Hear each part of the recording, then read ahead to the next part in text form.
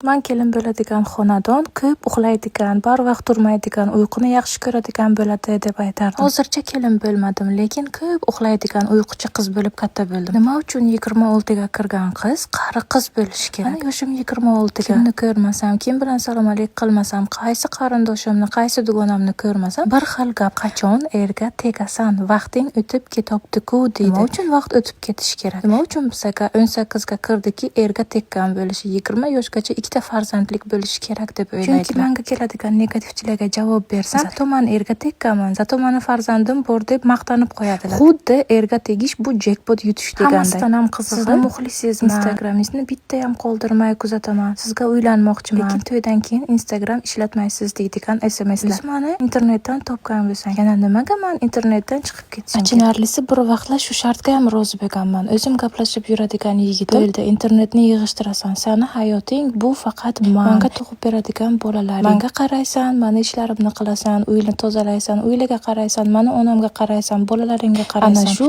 xotinlarning hayoti deb maynamga qo'yib qo'ygandi. Hammasiga rozi bo'lganman. Faqatgina baxtli oila, meni ham farzandlarim bo'lishi, sevimli erim yonimga bo'lishi uchun. Lekin u yo'q, xaraktering menga to'g'ri kelmaydi, bo'ysunishni bilmaysan dedi.